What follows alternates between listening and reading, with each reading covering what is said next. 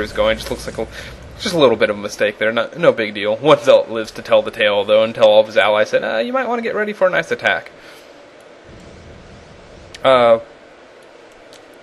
we see more zealots coming out. He does still have 4 warp gates up. Way too many resources, letting himself get too far up. And a nice drop behind the rocks. I do kind of like this play. This is kind of abusing the back door without having to abuse the back door. The only problem is I don't think he should push in.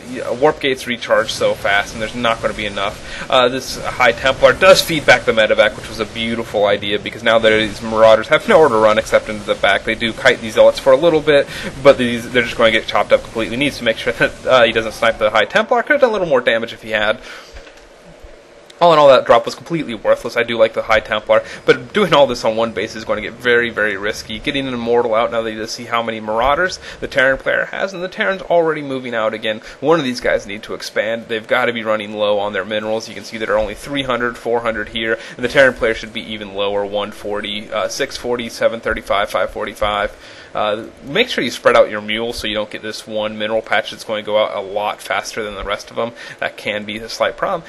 Going ahead and taking the Xel'Naga Watchtower Force tank, which is always beautiful because then your tank has beautiful range. However, he doesn't have its siege. This is a slight mistake. He could be doing so much damage. Oh, he does.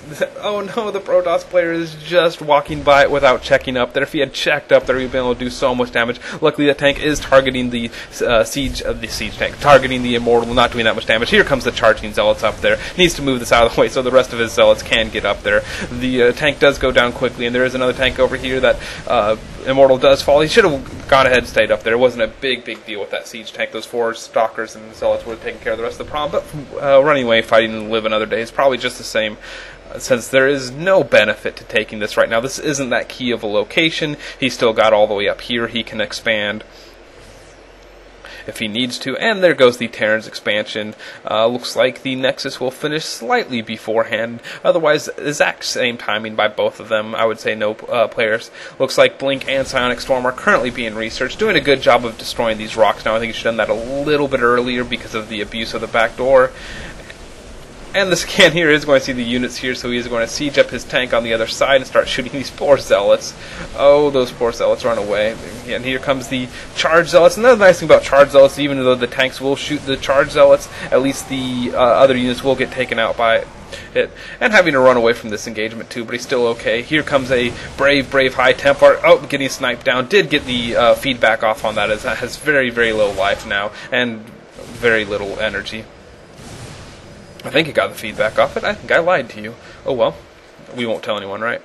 Still way too many minerals. Needs to go ahead and throw up more warp gates, even though he does have 5. He might as well throw up more. Needs to transfer some of his drones over here. Oh, and he looks like he's listening to me through space and time. Trying to abuse this back door again, I'm not sure why. Especially with this tiny force, that he just needs to push forward and absolutely destroy this. I guess he's too afraid to, and I bet we see another feedback to take out this medevac. Is this going to replay exactly like the first time? I guess we will find out very, very shortly. I'm not even sure why he thinks he can do anything. Look at this force here. This is just going to be sad. Should just load up and run away, but no, he's going to push the action, and oh my god, HAXCODE. Oh, a storm took care of it. That also works. I'm not sure why he pulled back from there. Just wants to make them sweat even more. Oh, here comes reinforcements, though. I don't agree with this. I think he should be moving back and getting out of there, since oh my god, HAXCODE is running away. That just seems strange to me. I'm not sure why he just left those units alone. Which I can get into his thought process right there. I'm sure once he watched this replay, he realized how bad of an idea that was.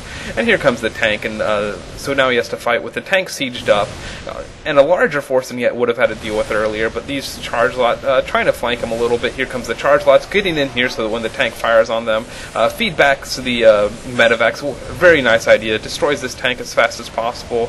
And now there's just a little bit left. Once these charge lots come over here, those things will die instantly. Stim just wore off, needs to stim again if you wanted to kite a little bit more, but that's it. Going to siege up this tank on the other side, but that's not going to be enough. Run away, don't die. Oh, poor High Templar. Ooh. I would go ahead and morph these in. They should be low on mana. Morph those into an Archon. That'd be a great idea. Thanks for listening to me through space and time again. I appreciate it for making me look like I know what I'm talking about.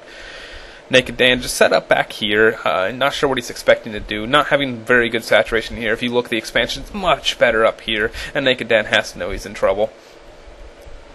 Now here comes another squad of Marines and a single Marauder to back up this one tank and Marines. I'm not sure why he's pushing. He knows the force that OMGHAXCODE has, and he doesn't have enough. This is just a simple attack, click, and move, and you're fine. But he does target the tank first, and the tank has to try to siege up in time. It's not really going to get anything done. Blinks the Stalkers over just to add insult to injury, and now everything should fall down. Boom, nice feedback on that to destroy it. The 2 Marauders are running away, and I expect OMGHAXCODE has to be feeling confident with how many units Nakeddan has thrown away in this matchup. You've seen it a lot where he's dropped behind these rocks and has gotten absolutely nothing accomplished in every single drop behind the rocks besides losing a bunch of units. Way too many minerals on OMGHAXCODE throughout the game. Nakeddan's doing a much better job of this, but if you don't know what to do with your minerals as Protoss, build more gateways. Have 8, 9, 10, 11, 12 gateways. There's nothing wrong with it. This time he's destroying the rocks, which is a good idea. Now he doesn't have to worry about... it's a lot faster for him to move between the 2 areas, clearly, and the medevacs aren't nearly as useful. Looks like he is going to take this 3rd expansion down here as well. Always a good plan. I do like these 3 expansions with your army in the middle. However, I do think he should be holding both Xel'Naga watchtowers. That way he could clearly see what was going on and what was happening with his Terran opponent. Looks like the Terran's building up yet another force, another couple medevacs, Marines, Marauders. And it looks like OMGHAXCODE is now happily moving in. And if we look at the Army tab, we should see a clear advantage for OMGHAXCODE, even though he's doing not the best of jobs. Way too many resources and things like that. Looks like he is building some things, just more pylons to get his food up. He did supply lock himself. I still think he should do more gateways. Just a bunch of useless probes sitting there. Should go ahead and transfer them over here. This place isn't quite fully saturated. There are 8 mineral packs. Oh, I'm sorry, I'm missing the battle way up here. That's embarrassing. As you can see, this was dominated by some storms that I just caught it, destroying the rest of this force. Obviously, he had the larger army and was completely destroying it. I'm sorry for missing that battle, but Nakeddan does GG out of the game. You could see kind of the effectiveness of Storm and whatever, and then apparently he wasn't too happy with losing and got a little bit angry there. And luckily, I have my filter on so that I'm keeping this at a PG rating, and all these poor SCBs are now dying. Anyways, I hope you enjoyed that cast. Sorry I missed that last battle there, but it wasn't too exciting.